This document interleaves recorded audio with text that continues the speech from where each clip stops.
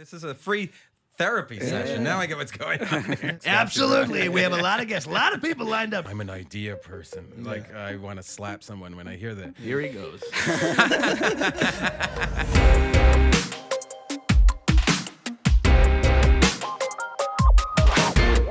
Welcome back to... Buckle up, baby.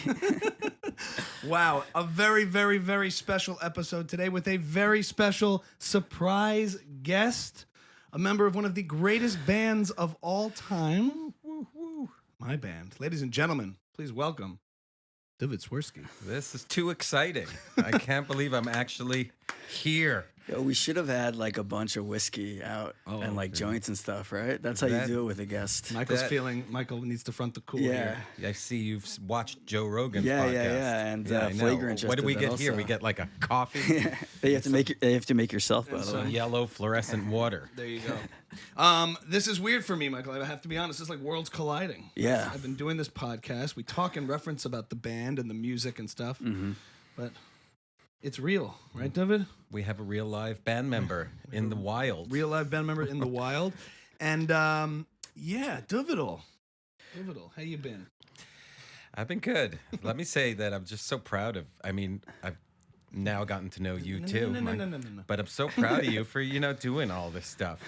We were saying earlier, I'm just so blown away by, everyone talks about having a podcast, and then you go ahead and do one. So, What's it been like to see someone from to see Ami put his attention on something other than Distant Cousins? Here he goes. Because I mean, Dove does My nothing heart. else, right? Nothing else. And you make TV I appearances. sit around. And, Michael's going right for the jugular. so that first of all, it's a great question because everyone wants to be nice, but there's always like intense jealousy when you're working with people. But the truth is I have to say, and I'm a very jealous person, even though I think I hide it really well.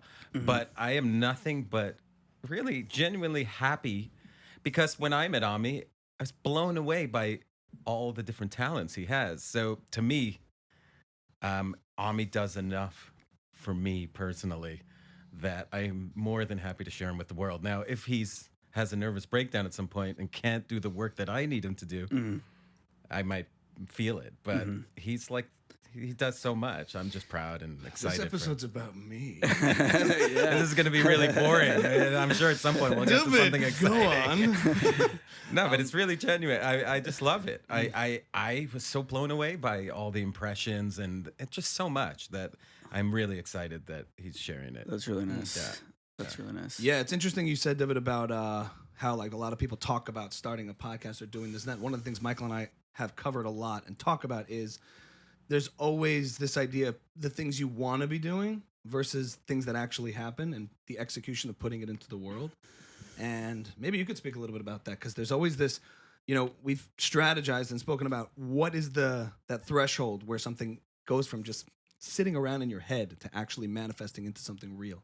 All right. Well, it's doing it. It's really doing it. This is really bad. You might want to cut this out. But my mom worked at Yad Vashem. She's a super Holocaust person, and I would always. There's a T-shirt, super Holocaust person. Super Holocaust. It's a new superhero. It's a movie I'm working on. They can find a way to bring it up at any moment. It's a superhero. Cape with striped pajamas. But we grew up with a lot of information on the Holocaust, and she was always involved. This is totally getting off topic, but what I would tease her about, because she's also a super hippie, and hippies in general are really amazing often at dreaming and sometimes not as good at doing or action-based stuff. And I would always say, as I got older, I would really annoy her by saying, I think it's true, like, work makes you free. Mm-hmm. You know what that is, right? Yes.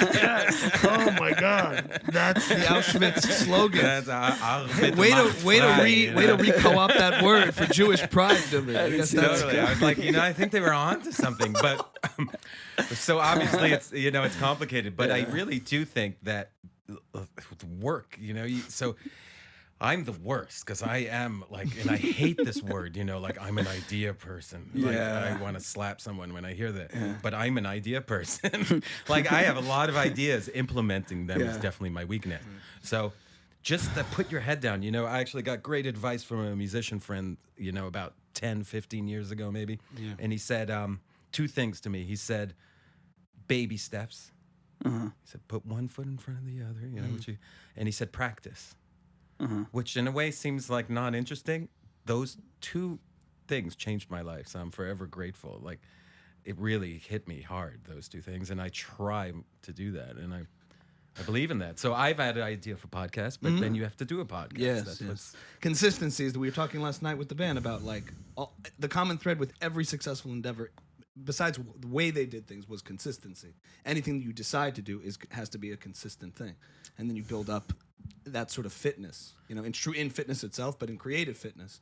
The only way to get good at something and for something to become real and lasting is through consistency. However, I will say one thing, having thought about this a bunch, that maybe what the one thing the Nazis were missing. The final episode, ladies and gentlemen. Duvid Swirsky, extraordinary musician, songwriter, and Nazi sympathizer.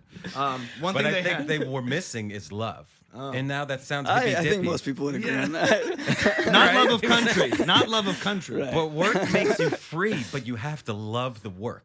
And you I have think to a lot or of them not- did. it's I not think a gonna lot of work. them did, though. They might have loved it, and they Yeah. were quite successful. Yeah.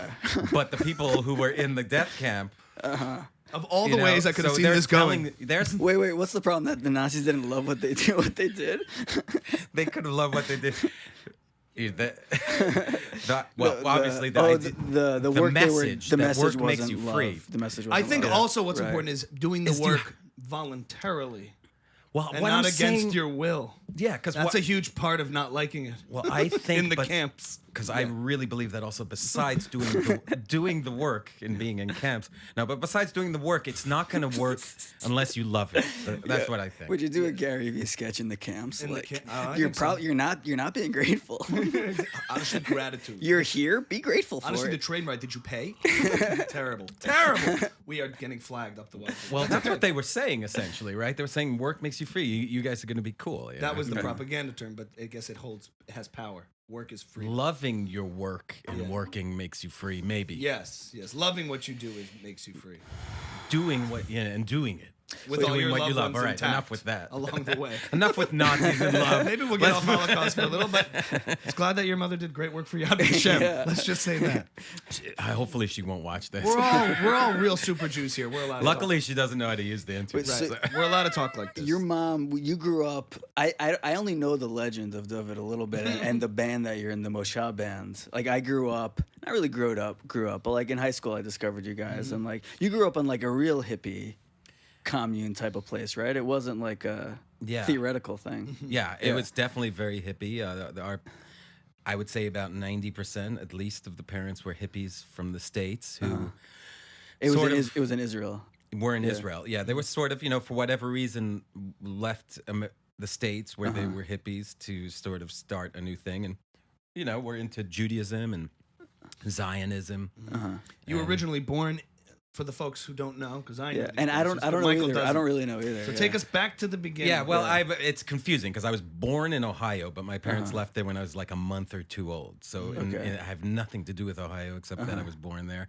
And then traveled around the States for a little bit and then moved to Israel, basically. Okay. That's the short of it. And like just hopping trains in the States and then yeah, they, I think, were a little bit Zionist, like in a very old school way where, Golda Meir was like beautiful to them. And they were also super liberal, which is a little unique to my situation, super liberal politically, and were really disappointed with America. Right. So we're moving to Israel to sort of in a utopian ideal, which is kind of an interesting thing. Were they thrown by the politics of the Moshav? Because that might have been not what they were expecting for a hippie commune. Because I feel like the Moshav is an interesting place, at least Yeah, the ideologically. place, that place. So we didn't go right there, by the way. First, we moved to a vegan Moshav up north, which was more aligned politically, but hated my parents for other reasons, because they were too hippie. But But the Moshav, yeah, that's a very deep thing. I don't know if you want to get into the weird politics of Get into Israel everything, and Jews and Americans.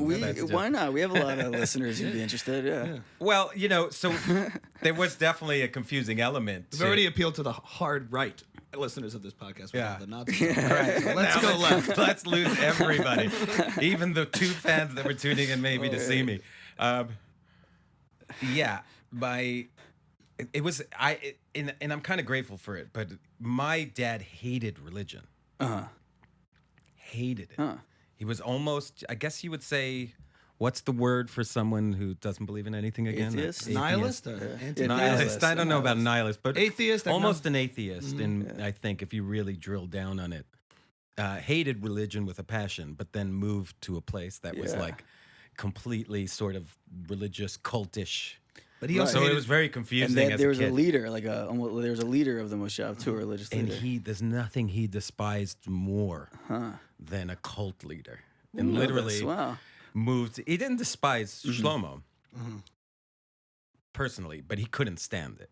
So this Moshav was founded by a spiritual musician and leader, Rabbi Shlomo Carlin. Yeah, who was, is an incredible person, somewhat controversial person, but really a big figure. And certainly, I never heard of him until I moved to the Moshav. But How old were you when you moved? I was, so it's funny, my son is the exact same age. So I was in the summer between 3rd and 4th grade. So this was like early 90s or mid 90s? Mid 90s, yeah. Cool.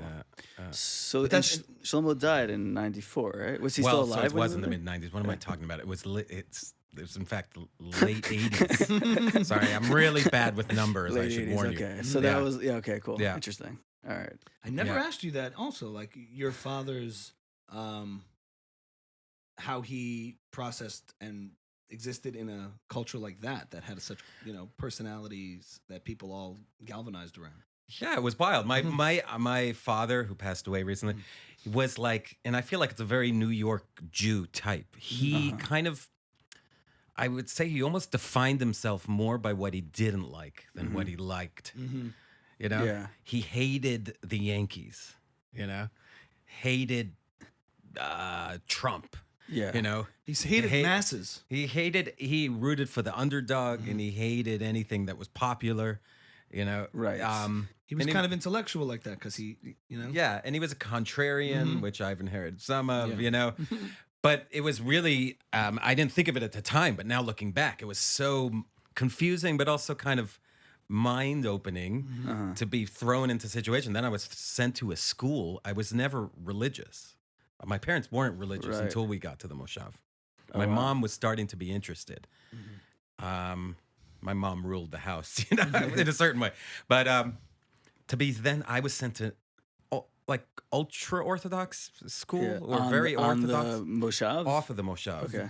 And I had never prayed before, like in a religious sense. Yeah. So I remember looking around the room trying to time. Your bows. Like I was like, And you didn't speak Hebrew, right?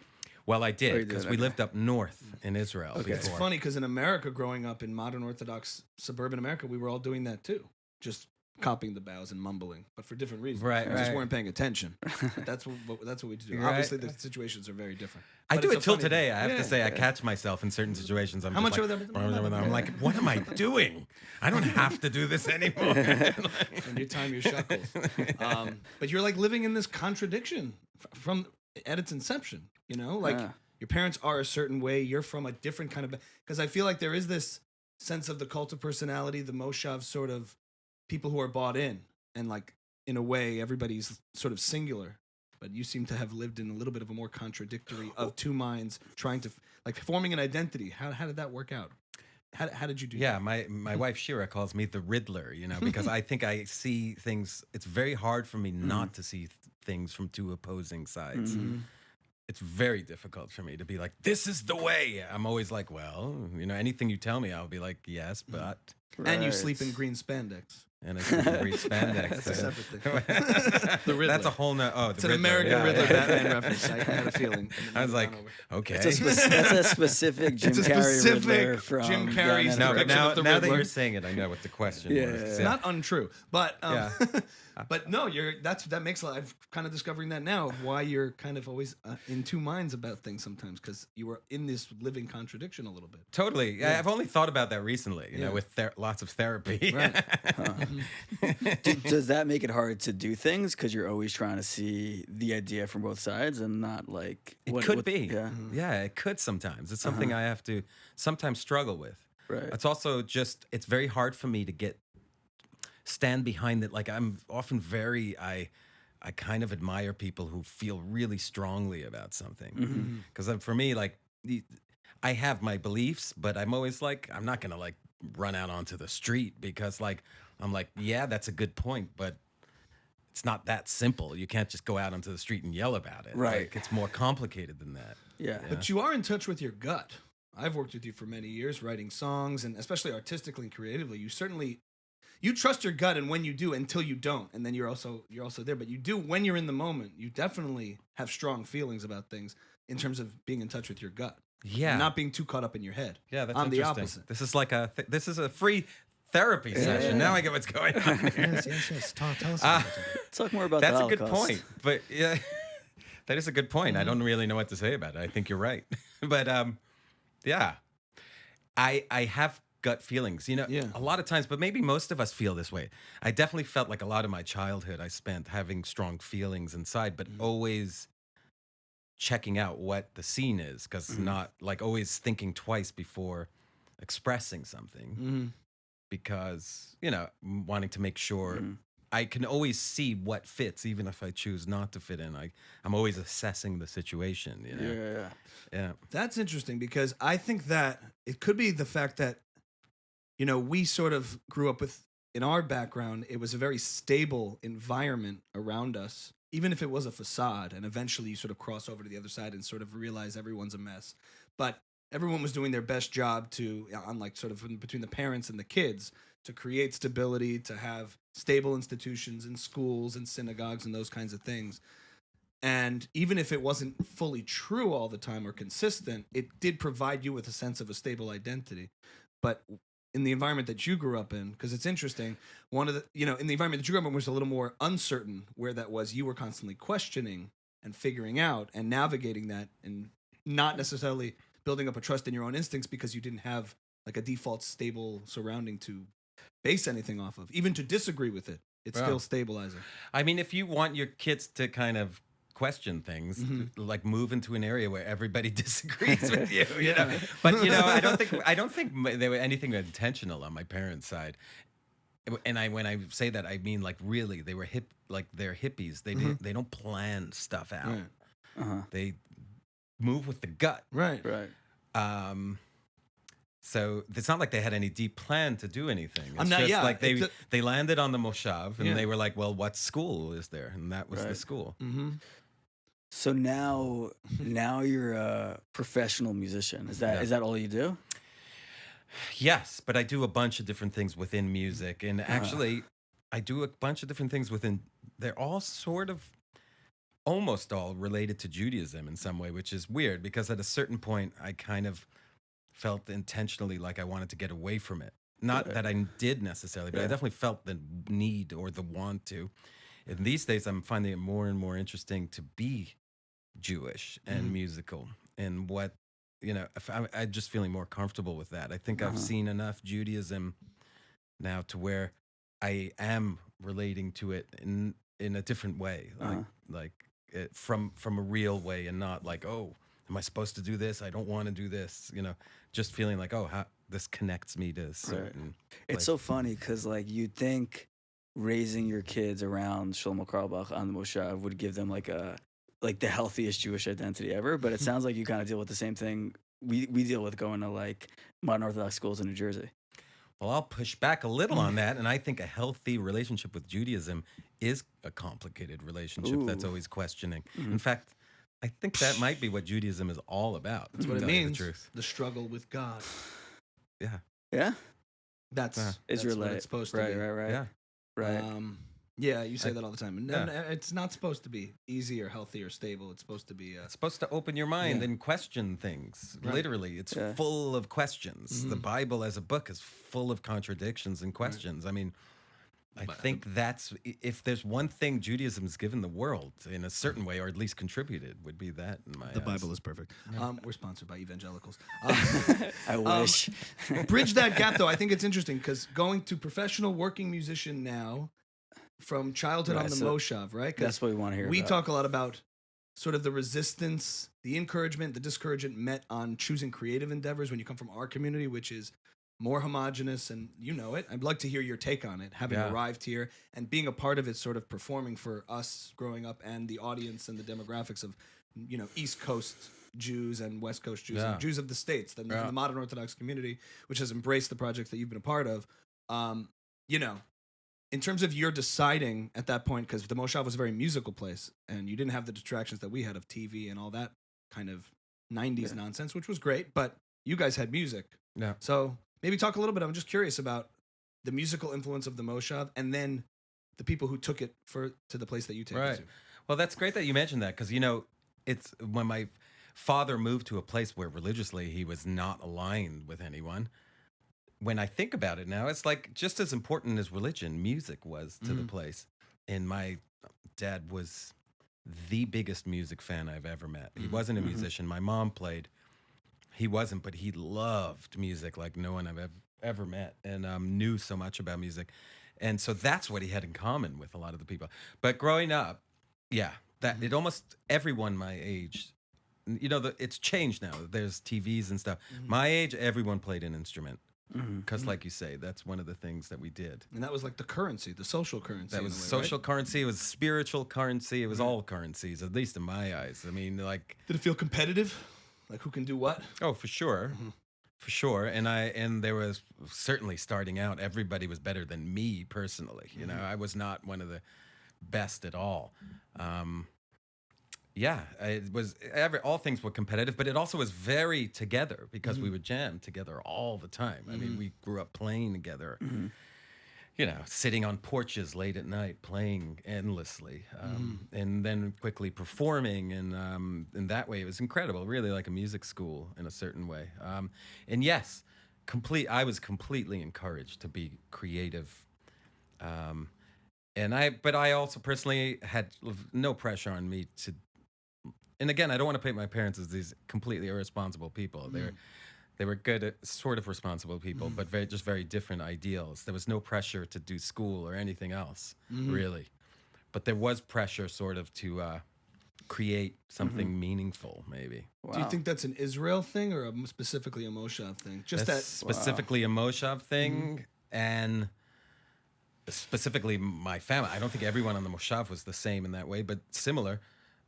But Israel is different than it's everything to me is a little bit more the Wild West in Israel or the Wild East. Also more European and more European influence. It's also just new, and it doesn't have the same foundation that you grew up in. Yeah. The same, like, really solid financial. And again, we're generalizing. But it's just more like I get it. Even with my kids, I'm looking at my kids and I'm a little bit more like, you have to go to school. Like, what are you gonna do? Like, look my parents. All Americanized. Go to school. But you know, like we talked about the other day, they were running from the 50s like crazy. Right. Your parents. They were running with all their might from what they saw as like the black and white 50s, you know, boring, heavy, honey, I'm home. Here's my casserole ready. Fake, full of pain, right under the surface. Yeah. That's what I grew up with. I felt like they were running from that. They were like, we want it. We're not going to hide it. We're not going to pressure it. We're going to blow it wide open. That's what's the feeling. Yeah. Wow. That's cool. What do you think? How do you think your life would have been different if your parents' message was create something meaningful? My parents? Yeah. Can you imagine that? My parents were a bit of an exception to the typical like boomers of their generation, because even though they fit the profile of like overachievers, hyper motivated to be successful and, you know, and do well for themselves, for some reason, they were very hands off as parents with us. It was not a high pressure. In my house, it wasn't high pressure in terms of grades or being by the book, and all of our artistic, and especially for me, I can speak for myself, my creative endeavors and interests were always very encouraged. They always got they liked the joking around, they liked my impressions, they liked when I started playing music, they were happy to support it and encourage it. That was a little unique because in our community, and I'm curious to hear your angle on it, but everybody's encouraging of a well-rounded individual until you get to like professional age, like the George Carlin thing, military, professional age. It's like, okay, that's all well and good. I'm glad you played a little sports. I'm glad you made a little music. You play a little cello. It's time to make a living and put all that aside. None of that's for that. Yeah. Now it's, here are your choices. Oh, God. Here are your choices. Can I say this is the noisiest, beautiful country home I've ever been to? Of course. I literally walked out this morning to get on the phone, and there was like every direction. Things were buzzing and smashing. Like I was like, "This is louder than LA, where I live, like right off of the most busiest Every time we street. record in LA, you have that too. Yeah, it's the garbage same. day and all these other things. But I So half of our tracks have like more from you. Yeah, I'm sorry. That's good. But anyway, my parents were more encouraging than the typical. I'd say because most of that stuff, arts. Interests, passions, a lot of the stuff is all well and good while you're developing. Once it's time to go out into the world, your options are law, real estate, medicine, which make a lot of sense. It does make sense. It's an expensive lifestyle to have a modern Orthodox life, living near a synagogue and a community and private schools and all those things. So it's not like I fault anyone. I do judge a little, but I understand it. So my parents were a little bit of an exception, having been like more supportive than you'd expect. Right, but they were supportive, but were they actively saying creating is good? Or were they just sort of I think my dad always enjoyed this idea that he didn't have options that I now had because he comes from working class, Holocaust surviving parents. All of my grandparents, my mother's and father's side, came from Europe, Holocaust survivors, and they see their choices really as a product of not having any options and the path out of it. Was it a helicopter landing? Yeah. Yeah. No, the helipad. Is that the helipad? Okay. It's taking you to your next podcast appearance. This is Englewood. It awaits. It's okay. These are pretty directional. But Trump's the next guest? What? Is Trump the next guest? Absolutely. We have a lot of guests. A lot of people lined up. He's just setting me up. No, so they saw their path out of that like working class, working paycheck to paycheck environment that they grew up in. My dad raised his parents. He spoke English for them. They didn't speak English. No, that's different than mine. Yeah, so he was really... My dad, at least. Yeah. So their first language was Yiddish. They were in those like early working class neighborhoods, and that's what motivated them to be so ambitious. And then he liked the idea that it's like, now you can... he always says to me, I could have been a writer. I could write some jokes. And he takes pride in like seeing, I guess, his funny and his creativity, which he channeled into finance and law and those things. And he's a creative guy, but he channeled those energies into these things. And he liked to see that I was taking that, and pursuing it. But he would also always say, like a boomer, just keep your eye on the ball, You just got to keep your eye on the ball. That ball being a big ball of cash. Big ball of cash. Like I'd go to music school. I'm going to Berkeley Music. Okay, you might want to take a few business classes, Do it for a little bit while you're young. And then, you get into the business. He'd throw in the word, the business. That's the Jewish buzz. Business, right? Because ultimately, boomers don't care what you do. They just care if you're successful. Like in our community, it's like if somebody surprises somebody with a creative endeavor that took off, they're like, apparently he's doing really well. Man, thank God he's doing really well. Yeah. That's all they really care about. It's my dad never gave me any advice, zero, on anything. Which kind of, he said one thing to me. And this is at least what I remember. The only time he ever said anything to me that was like at all like that was after I broke my finger and came home from surgery, my like second surgery. It's a long story. This finger doesn't work, which is interesting for a guitar player. Michael's intrigued. It doesn't bend. Doesn't bend. You can't bend it. Can't bend it. Wow. I've gone through two. That's the guitar three finger surgeries. in hand right here. Yeah, and it was right at I don't know like how the hell you do that. It was right at like I think Jerry Garcia didn't have one at all. So I think it happened like at age 15 or 16, which was really right when I was starting to gig. And your dad's like, this finger. And smoke pot. And I had a room downstairs that my parents built for a different reason. And everyone would hang out. We'd listen to records, smoke piles of pot. Because guys grew on the pot on the Moshav. And we would just sit and roll joint after joint. And I came home from the hospital, like literally the day after the surgery, and had like 10 friends hanging out downstairs. We're all smoking pot. And my dad came to me and he said, I think you should take it easy the day after surgery. And and I remember I was like, wow, he's never said a thing to me yet. Like prescriptive. About like, you should do this, you should do that. I know what you mean, though. And I didn't know listen what to you him. mean. But I never forgot it. It's like one of those things every once in a while your father chimes in on your life. Yeah. And you're like, No, I totally. oh, you're watching? I Yeah, didn't know yeah, you were yeah. watching this show. Yeah. You have that too, Mike? You're like, oh, you mean like you realized I haven't been taking it easy? Like you've been seeing what I've been doing? That, yeah, and that all that he would think, really, I was like, I think it made me think for a second, like, yeah, maybe it's not a good idea to be doing this, which maybe I didn't have that thought before. I just thought, like, this is awesome. I'm playing music, I'm smoking pot, my friends are here. It just gave a different angle on things. I was like, oh yeah, maybe this isn't the best idea. So when you started doing it professionally, there was a feeling like I'm making my parents proud. Like I'm doing the right thing. Yeah. So that's different. That's a different thing. Not I'm worrying my parents. I'm causing Right. concern. No, my anxiety. parents. I feel so bad. Like I don't like to say. They're things coming about my across. Parents. You're speaking well of them. I think They they're coming didn't across have any well, money. yeah. And any money that they did have was not simple to get. So it's very little money. But that was in common with most of the people where I grew up. Yeah. It was very little money. So the second I started earning any money, it was kind of a big deal. I had more money than my dad pretty quickly. Huh. And it's not that I had that much money. Right. I just had money. Right. So very quickly I started to earn, and it's been that way Well, since. he went on disability, and you've been coasting on that ever since. The finger, yeah. Yeah, they don't know you play It really guitar. wasn't a lot of money, but just the fact that I was earning any money That's really was also a big deal, Were they? Was that like a bad? Were they resentful of that a little bit? Not at all. It wasn't like real like money, money, but it was enough money for me to survive on personally, and not need to take any from them. So have you ever been like? I mean, you live in LA now. Has there ever been a feeling of like, I don't even know. I mean, that's what we talk about here, like where people look at you and they're like, oh, that musician fella, like when's he gonna get it together, or like when's he gonna figure out his? It's you've never experienced that. Every day. Oh, you do? Oh, for sure. Huh? Are you kidding? All the parents in my kids' class, they're all But that's an estates thing. When you real estate lawyers. Yeah, so for talk Are you Sure. asking About from the that. Moshav, from home, or from here? No. I was asking if I assumed it would have happened once you got to LA. Oh, in the circles where I live. And, Okay, so you do feel that.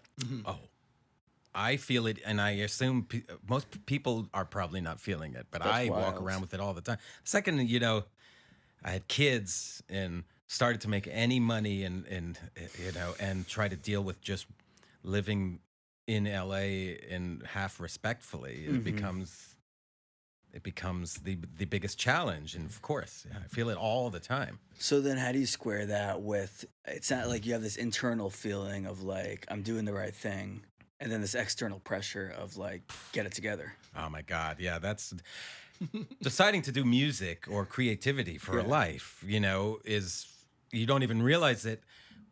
For me, I didn't realize it when I chose it at all. Coming from where I came from, Right. And like I was just for years excited about it, and then one day it hits you that the terror of being a creative person. What age do you think that was? You said 7 years into LA, you were like, oh. Yeah, I'll tell you, the first day in LA hit me hard. I remember. Was LA the first place you arrived when you got to the States, or was it East Yeah, Coast? I mean, we moved back and forth a little bit as a kid, but and I would come visit and then tour a little with Moshav. Yeah. That's how it started. Yeah. But the first place I moved to live was Los Angeles, and I remember like getting to LA and sitting in our apartment, and the plumber coming to fix the toilet, and I was practicing the guitar on the couch. And he walked by and he was like, "Oh, you play the guitar?" I was like, "Yeah." And he said, "Yeah, can I see it?" And picked it up and shredded it. And I was like, "Oh no, the plumber? I'm in the wrong place." I was like, "What did I come here for?" I feel like there's a part of me that lives in constant terror and pressure for a long time. Since for a while, even before I moved to LA.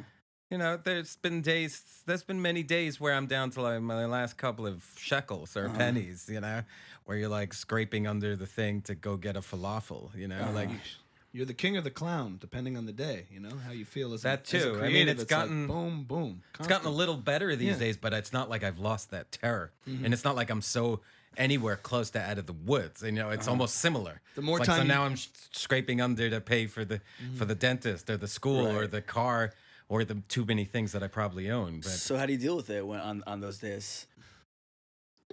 so either that's a good question. Either you fall into the terror, or you put your head down, baby steps, and practice again. I have this image of the plumber. Your toilet's unclogged. Just throwing it back to you. Yeah, Toilet's Shredding it unstuffed. out. yeah, totally. Call me if Well, it gets stuffed again. and what would have been better, I was thinking, is if he picked it up and his like hands were full of shit? shit, and he's like, "Let me see that." Left you a little something on like- those strings there. Plumber's hands are just full of shit and piss all the time. That's what.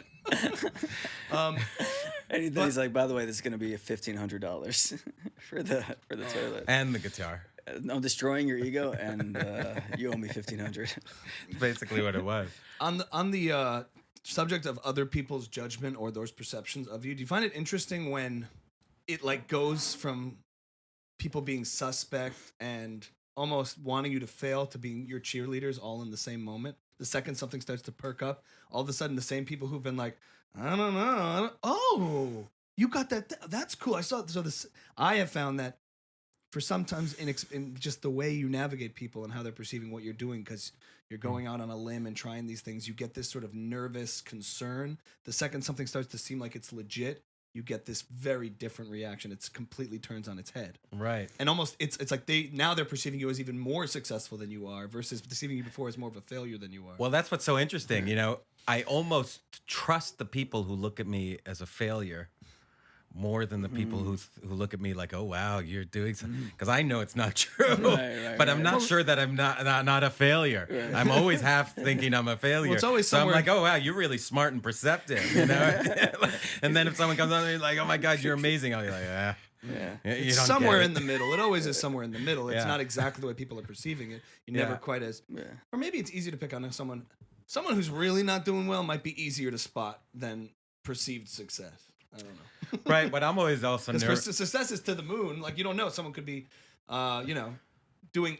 Someone could have some TV show that seems like it's everywhere, and you know the real economics of it and how it all works and the breakdowns Right. and splits and things. But someone who's not doing well, Yeah. there's pretty big indicators. So I don't know. Not that it's anybody else's business. So like, I don't also like spending too much time in other people's minds. Like, it's Yeah. a waste of time. Like Yeah. on the day I remember seeing you in the show Transparent on Amazon. Like yeah. the day that came out, and then you drop your kids off for school the next day. Yeah. You're probably getting a lot of like great feedback, right? You kidding? You're telling me you're kidding me. No, I'm First serious. of all, No, I like- live in LA. Yeah. Second of all, Oh, is I that not a feel big like deal? you. No, first of all, that's not true at all. Nobody even knows it probably until today, and if they do, Oh, really? that's a. Huh. Even though the show, I loved the show and was Yeah. very happy to be on it. And Huh. no one. I don't know if anyone's ever noticed me from Transparent. Even though it's interesting, No, you know, no. that there's a character.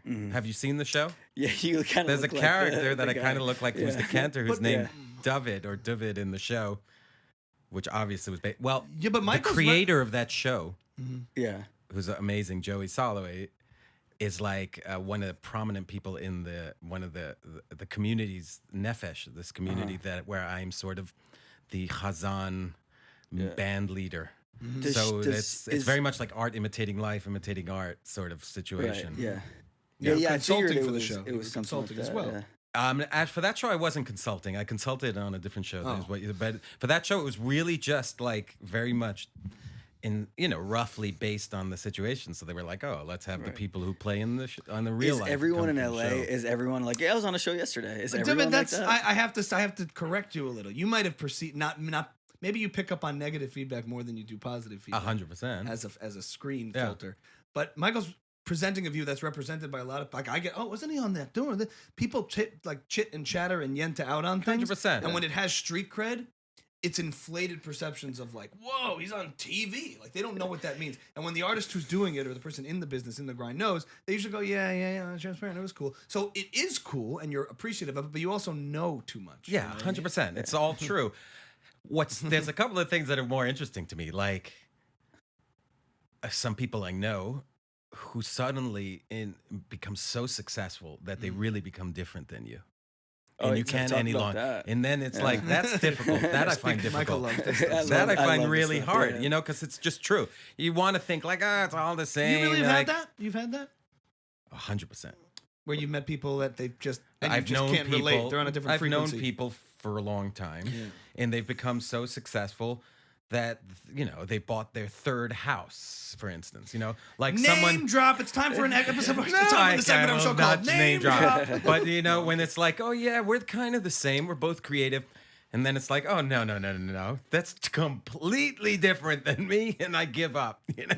You like. Well, you might not relate to the same lifestyle things, maybe, but at its core, It's just a okay, Yes. yeah. But that's so interesting. Like, when you sit down with them and have a creative conversation, are they working on such a different plane now that you can't even just- vibe on that, like, on It's that all. level? It's not even specifics. It's just like that realization that they're living now in a slightly different world than you are, and you can pretend that you're not, and you both want to pretend because they don't like being. The feeling they love being successful, I'm sure. Yeah. But the feeling that makes me different than you, they don't want to feel it, and you can't help but feel it. But you certainly don't want. You can't share that. But you can tell that there's now a divide. Like, yeah, I'm playing a show, at the shul on Friday. Oh, really? Well, I'm playing Madison Square Garden every other Sunday. And you're But like, this well, is- yeah, I guess, I can't relate to that. I'm sorry. No, but Duvid, this is all material differences, pretty much. You're talking about, not like all of a sudden they've ascended to some other plane. Like Yeah, it's like all material. like But a I want to shaman. believe that material doesn't matter. And then you suddenly get this realization on myself that yes, it does matter. But it's scale and degree. It's not like you're not relating. It's not like Michael's, I think, trying to get at like that. There's this. They're now like, elevated. No, to this the point what where, Ami thinks. I think this all the time. Is this true?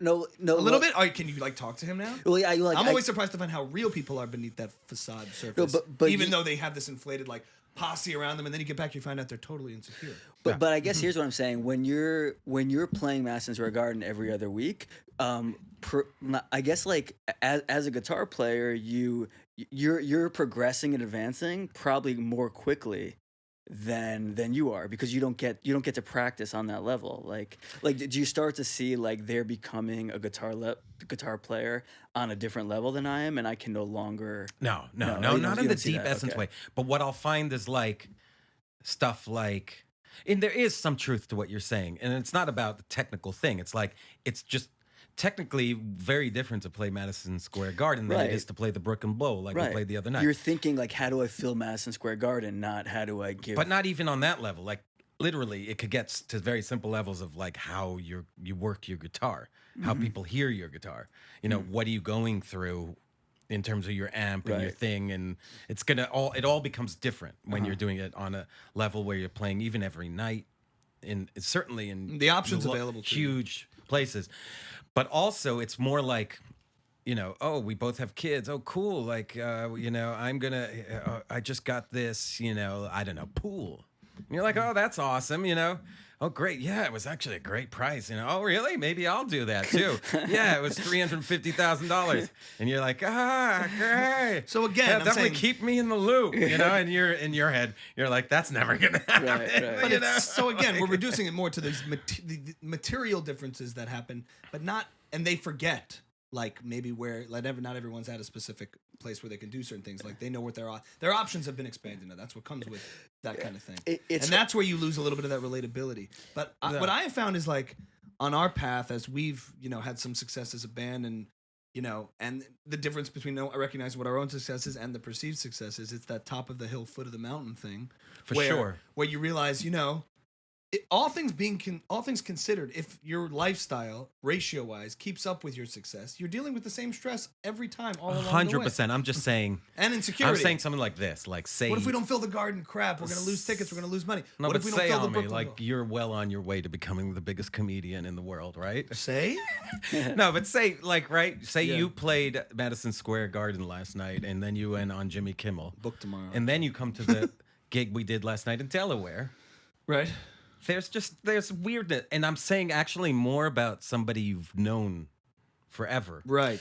and then it's changed. Well, we had a weird experience because we went to VCon together, and Ami, there were famous people there. It was Gary Vaynerchuk, the guy whose conference it was, and then Ami was the second most famous person there. It was very, very strange. So like for a weekend, I got to experience that. Like, what's it like for your friend to be like a superstar? All right. And it was strange, but I think the strangeness starts to expand more. And I've seen this with my own friends who have seen success and it's hard when they stop sharing. Like when they can't say anymore, like, yo, the guy fucked up the pool and I lost 100,000. When they can't share that with you anymore because they feel weird, that's really when things start to like. And you can't really share with them either. Like, oh, by the way, I can't afford to feed my kid. You know, I'm not saying that. Don't think I can. But like, you also. Is he okay now? By the way, you got something. Yeah, advertisers. We need advertisers. But you know, it's so funny because. But that's buying into one's own hype. Then what the problem is, if there's a perception of your success and then your actual success. If you start to like think like this, which people sometimes do, then they have to maintain this perception, and then they're even living beyond their means, even when they have means. Then they're lost because they're putting all their value in the perception of their. But not even means. I have a friend who used to talk to me a lot when we were both like struggling to get attention. Like I'm still struggling, and he got his attention, and he's doing very, very well. And once he started doing well, he stopped sharing with me all that stuff, and now there is that distance between us. But so it's not even money. It's not even about like stress. Just for whatever reason, I guess he started feeling like. Maybe I don't want to make Mike feel bad or whatever it is. And like, in a way, it's a fun example, but in a way, these things are happening beneath the surface all the time with every interaction we do, right? Because, you know, as you're saying that, I'm thinking I have people that I don't go around sharing every little success I have at all, right? Because maybe this person won't be impressed, maybe that guy will be hurt by it. So I don't know. I think we all kind of experience those things, right? But in terms of jealousy, that's certainly, I don't think, well, I don't know. I'm a pretty jealous person, but there's certain things that are, because you were just asking about struggling with how people perceive me. And the biggest struggles I've found is that kind of thing where someone moves, where you're competing, and then it's like, oh, they won. That's a hard feeling to have, you know? Yeah. At the same time, you know, you're very happy for the person, Yeah. but it's hard to admit defeat. You never want to admit defeat. But why is one person's success your defeat? You know, that's the other thing. Obviously, now you're talking like your higher self. I'm talking The lower for a self. moment about the lower Let's self. get reptilian. We talk a lot about how if you don't have that higher self mindset day to day, you just can't make it. You can't have a career because you'll end up giving up at some point when something like that happens. Yes. Yeah. So you. Yeah. No, go ahead. That's all. I was gonna say that I think there's a difference that I noticed between us is like when I see somebody like win, it's almost like instead of jealousy, it's just my instinct is like encouragement. Nice, it's possible. Like yet another person is sort of paving that path, and it's an example of what I can learn from.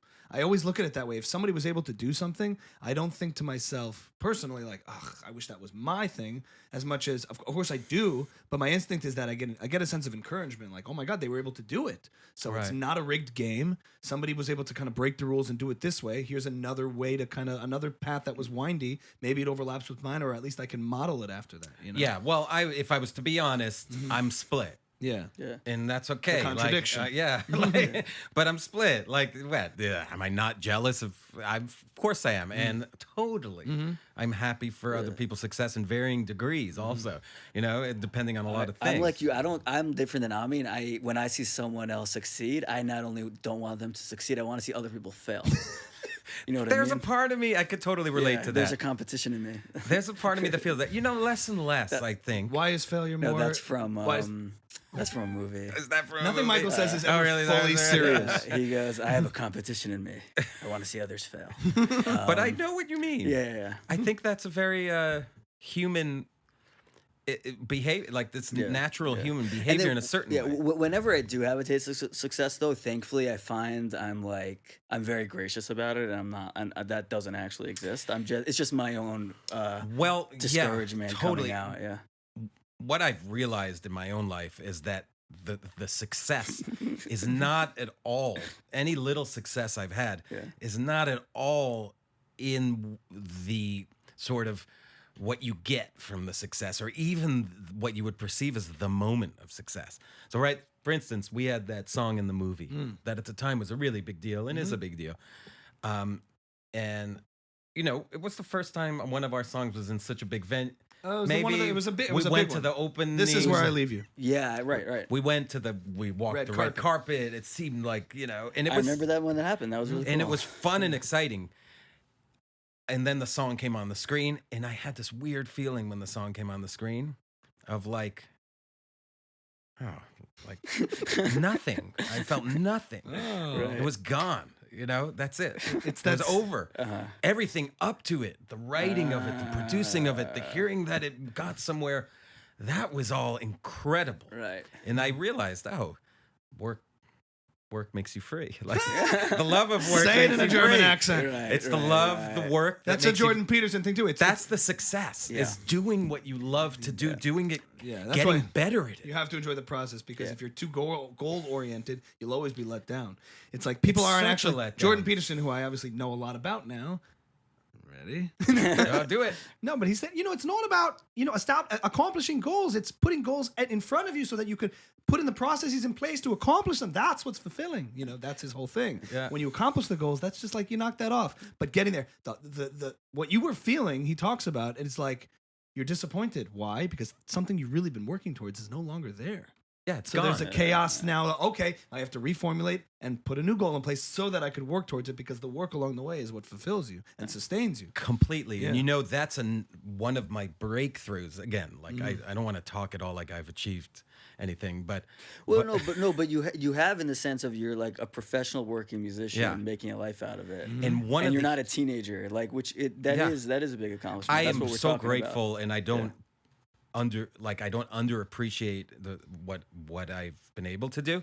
At the same time, I also know all the things that are ahead of me. about. But your breakthrough. One of the huge breakthroughs, and I think Kobe Bryant says it or something, is when I realized that shows, for instance, I was always so nervous. Will this go well? Will it not? Will it go well? Will it not?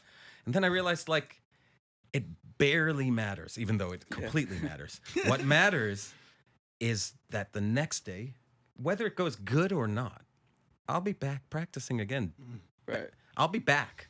So if you love it or hate it, I'm going to be back tomorrow. This is what I do. Yeah. I really hope we all have a good time, but I'm going to be back tomorrow doing it all over again. And guess what? If you hate it and I suck, I'm still going to be back tomorrow again. And that's what matters, that I'll be practicing tomorrow, that I'll do another show tomorrow. Yeah.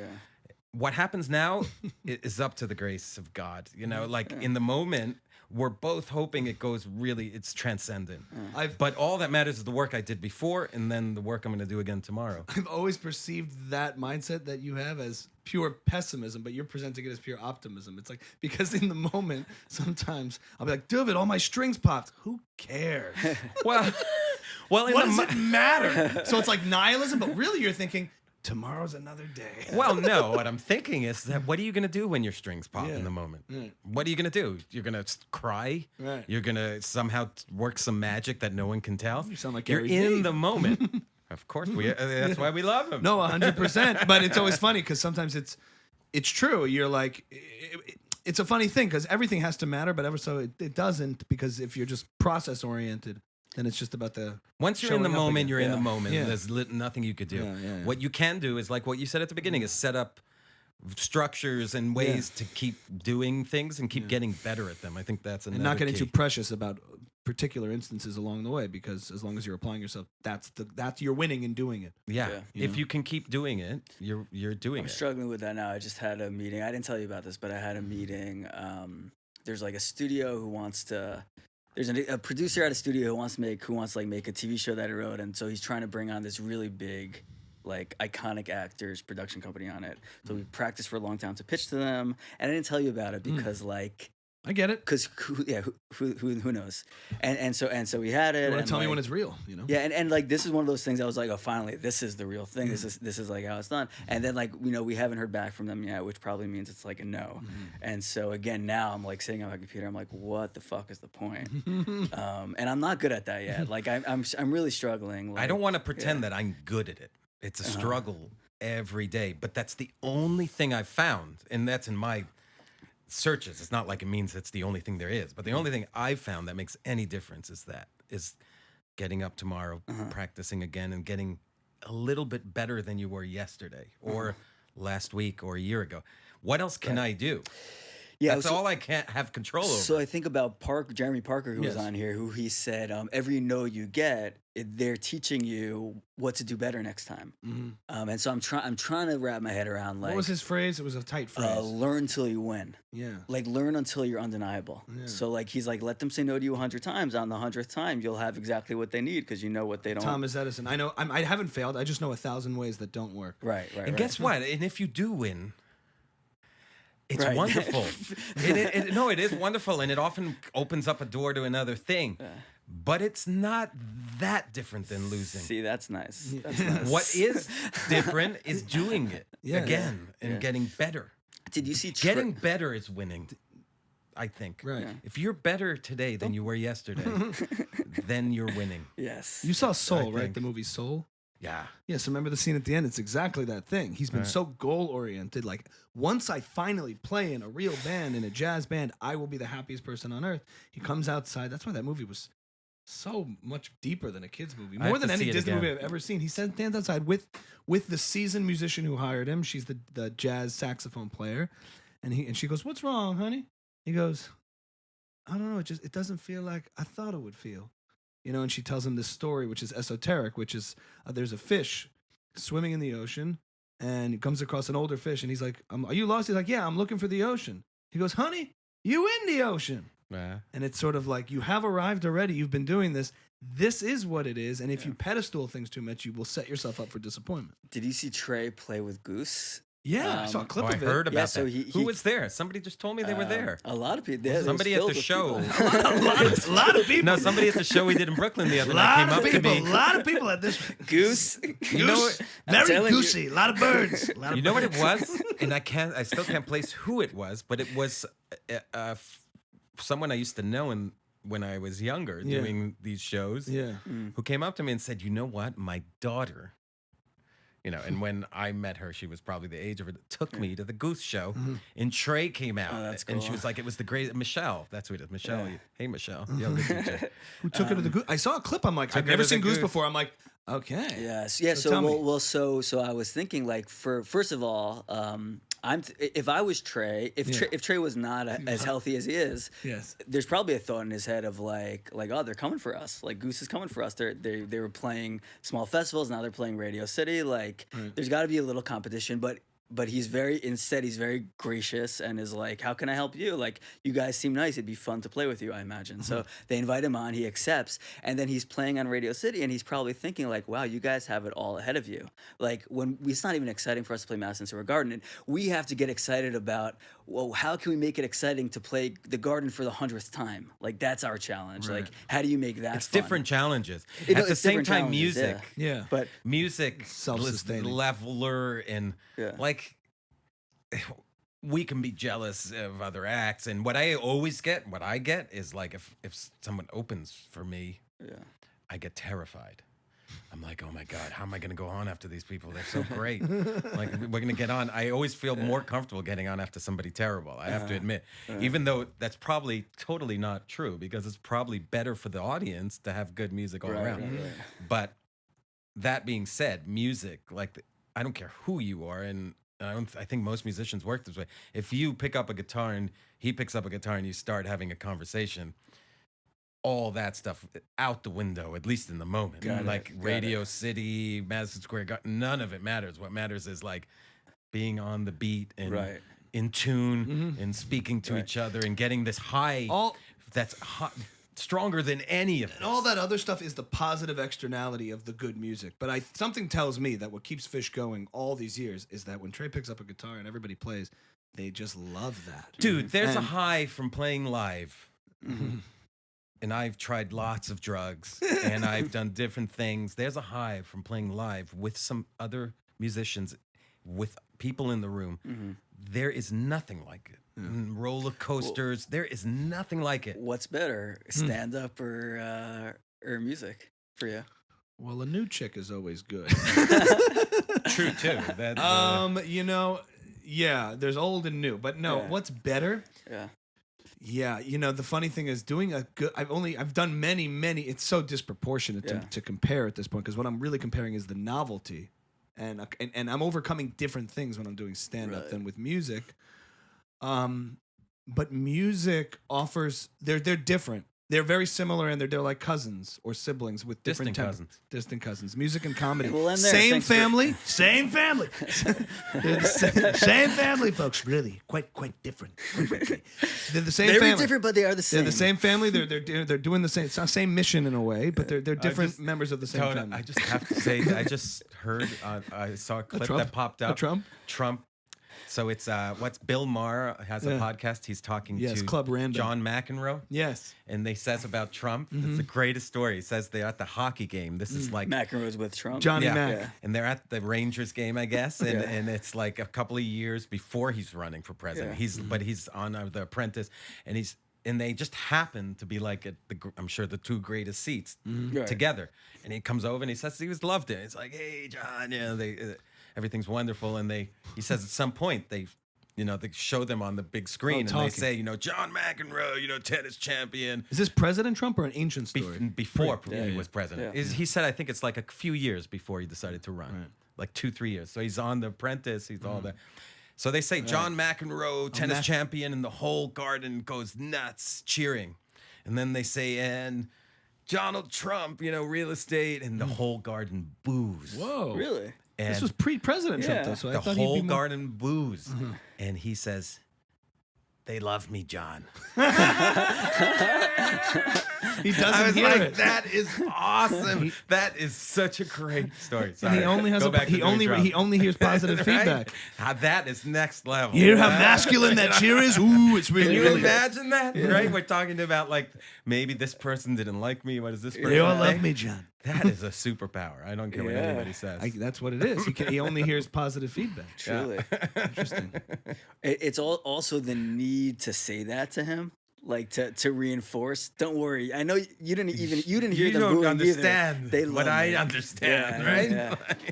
But he really believes it when he Yeah. says that. He's not like, oh, they love me. Don't. He's saying they love me, John. They just don't know it yet. Which in a There's a power to that. which in a weird way, he's actually right. yeah. That's what They that's used to the talk in the scariest part of the whole story. Right. Why were even like we used Right. to talk about that too? Like during President Trump days, it was like even the biggest people who can't stand him the most can't stop talking about it. Yeah. They're Can't like stop watching addicted him. to this Yeah.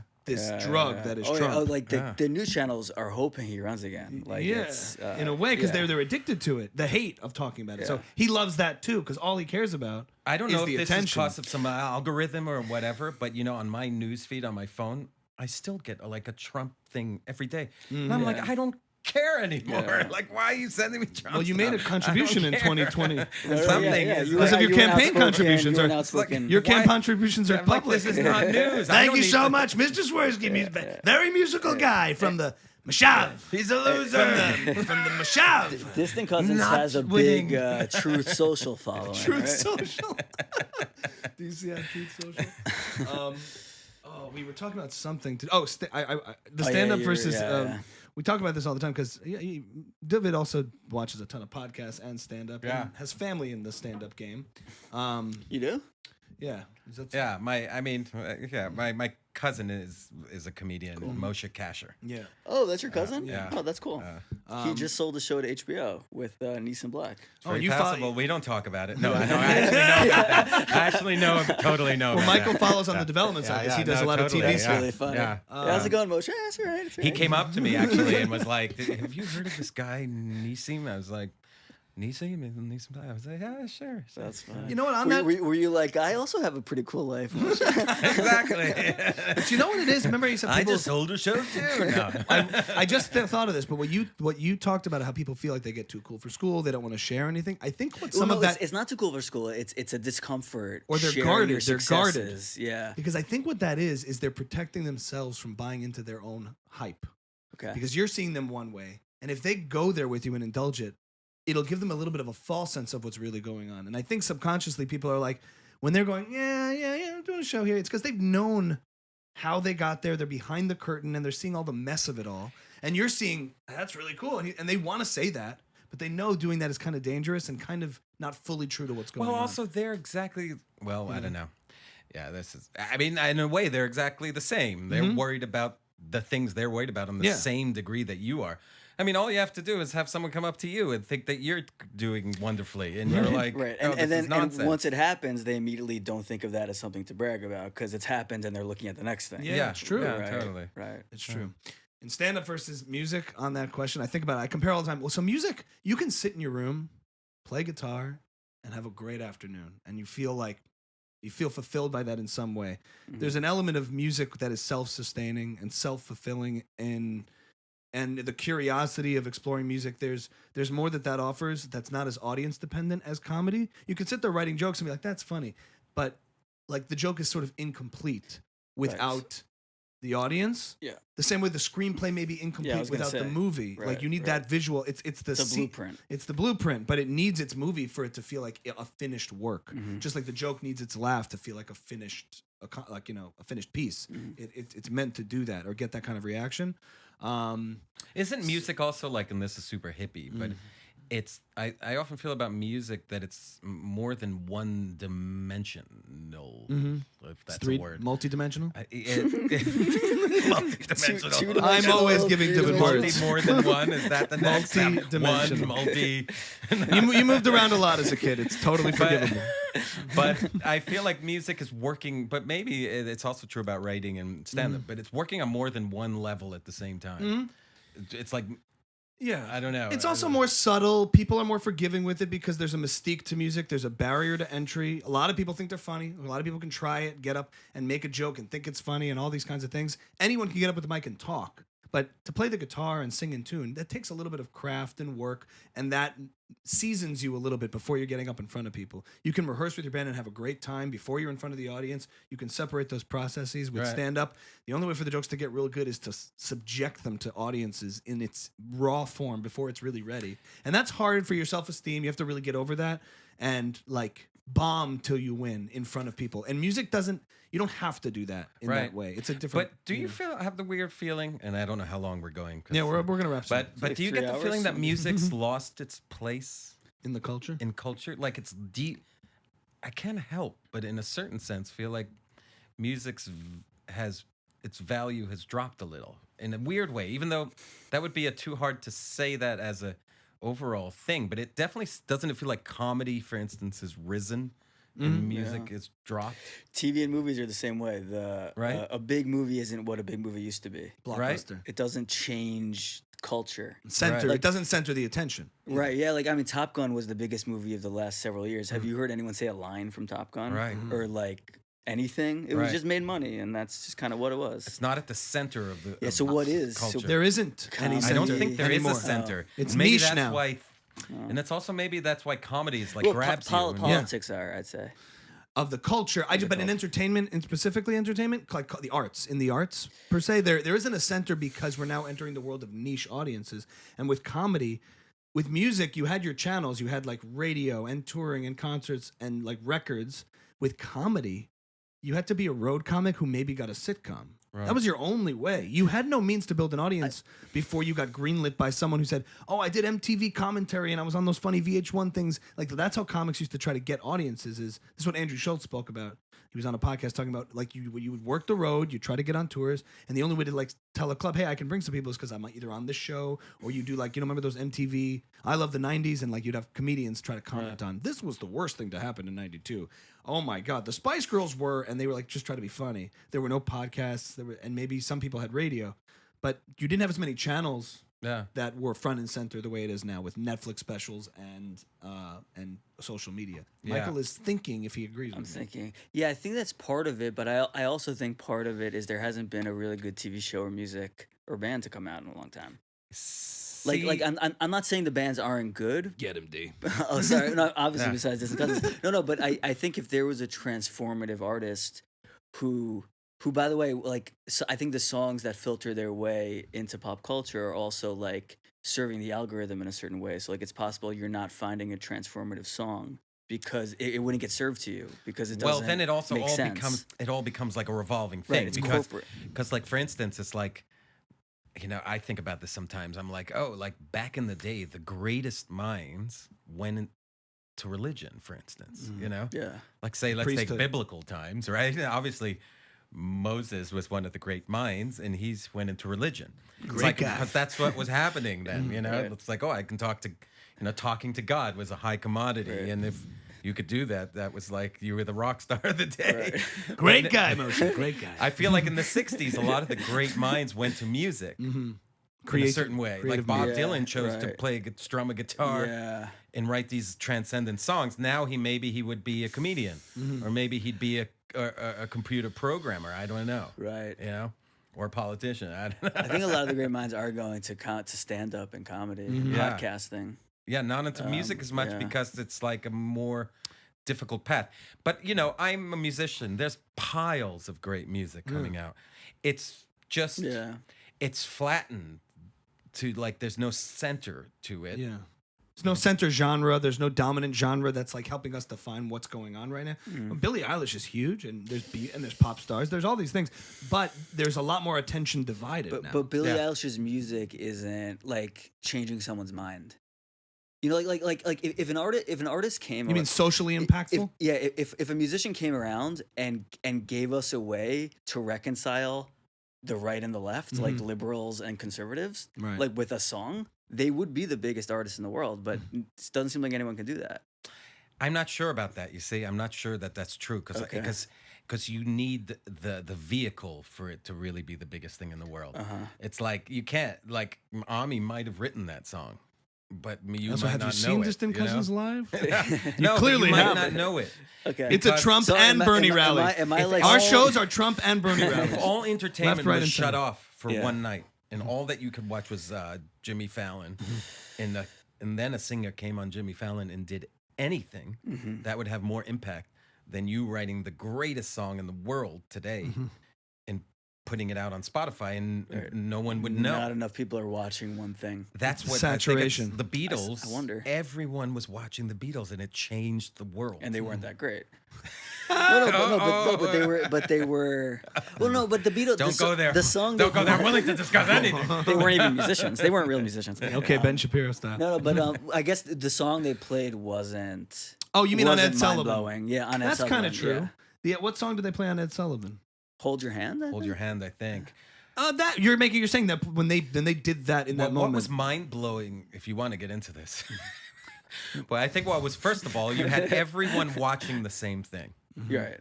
That's huge already. You know, that already is. But what was mind blowing to people about that was they were like regular folks. They were The kids Beatles like were, everyone else. yeah. All the kids saw themselves in that, and because they weren't, like you said, Polished. I think you could argue it, but they certainly weren't polished, and they weren't like Frank Sinatra's band, Right. literally the greatest musicians on earth. in tuxedos, In playing perfectly. tuxedos, Yeah. everyone was like, "Oh, I could do that." Right. That's what changed the world Ah. about them. Ah. And They also- literally the next day, the birds were born, and That's interesting. everything changed. The Maybe next that's day. what podcasting is doing because everyone looks at them and say, "I could set that up." And here we are. 100%. Huh. Interesting. Yeah, I mean, I don't know if music's taken a backseat. It's just that other things have joined it. These other mediums and arts and expressions have just joined the, attention scape of people, what they consume in the arts. It's like, Totally. But again, yeah, I guess it comes in waves. Like art, like paintings and stuff, probably had its heyday in some ways. Maybe will come back. But I guess in NFTs and digital art, it's like coming back too. Like artists are now becoming these superstars in a digital way. So it all is like The one ebb thing and I flows. think sometimes music might have some purpose to serve in the future, when I look at my kids, is something that seems to be less and less popular and interesting to kids, is the idea of a band specifically. Yeah. Meaning like playing with people you love, connecting on this very deep level, and in a room full of people who are with you. There's something very exciting, very multi-dimensional about it. Wow. And maybe, because as we move into a world where things are more like everyone's In the kind box, of on in a computer. box, Yeah. that something like that, and comedy's not like that necessarily, because comedy you do on your own. Right. So it doesn't serve... Sketch comedy, not but stand up. But yeah, sketch comedy could be acting, it's like stuff that you do together. Collaborative. That you can work on, and that it really feels deep and powerful. I don't know how many things are left like that. You know, Well, maybe- certain genres suffer from that because, like, the singer-songwriter is a solo guy in general or girl, Right. but rock bands are formed. The music comes out of bands, Bands. jam band. But even in folk day, I mean, you Yes. had, but even that you had the Joni the Mitchell sort of band. traveling minstrel that was Yeah. on his own. But he'd always be joining up with other people, Yeah. and it was always like hootenannies, and there was always, you know, and if back in the day, you know, 10 guys sitting around a tree in a trunk banging on. But it I'm just together, making the you know, point that it's I like- wonder if that corresponds to the decline in specific genres that are really based on the formation of a band, like punk and rock and those. 100%. Billie Eilish is made In a on a computer for people on a But computer. I would go the other way that people are drawn more towards the singular individual because that's how they feel.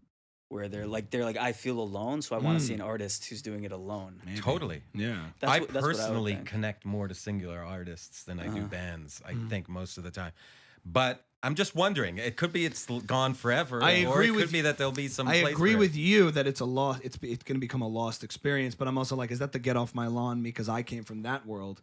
And maybe there's an argument like the Gary Vee things like these kids are connecting in ways you couldn't even imagine. Yeah. This guy collaborated with someone in Japan. Yeah. So that's why I'm not at all judgmental. yeah, it's just I'm interesting. just wondering if Interesting, that's something that will be. That's the interesting. technology very you're interesting. losing and you're gaining. You know, something new and losing something old. Yeah. And maybe when the metaverse becomes completely at one with us in our Neuralink, we're all jamming in the same room but not being there. Well, Maybe we're all we- going to end up flying spiders Yeah, with yeah. brains anyway. Mechanical spiders with brains. Exactly. Human Oh, brains. the synthetic body from Yeah, Lex yeah, Fridman. Totally. You Then said we're all something- going to have synthetic bodies, and then why What would did you you want your say? synthetic body to look like this? I would want to be like a 8-legged flying spider. Right? The Celeste Lex Fridman had somebody on talking about how we're just going to be consciousness one day and design our bodies synthetically. Well, that bodies, you know, are going to be synthetically designed. Right. Very soon. I want to look like Lex Fridman. You want to look like Lex I wanna Friedman? walk around like him. I want to have Lex Friedman's mind. I don't care what the body is next. Exactly.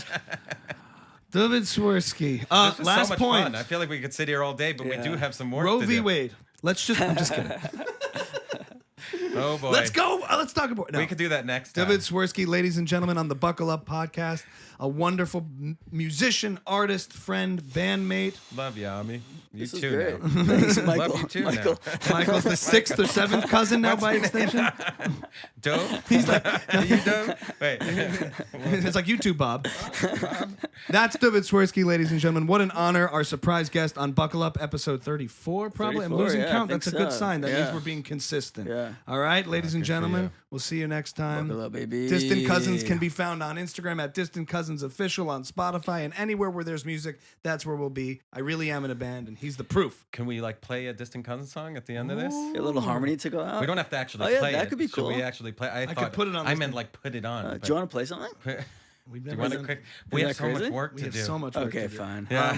Oh, I'm on my way. I'm on my way. I'm on my way. Hey, not bad, right? Wait, you can be the third cousin. He backed up. Did I just ruin it? Thank you That guys was for actually watching. Duvid, thank you for being here. Thank you for doing this. Awesome. Thank you, Dylan. See you with the full band podcast soon. All right? Stay tuned, guys. Watch disappear, don't worry. Daddy's gonna handle all the money.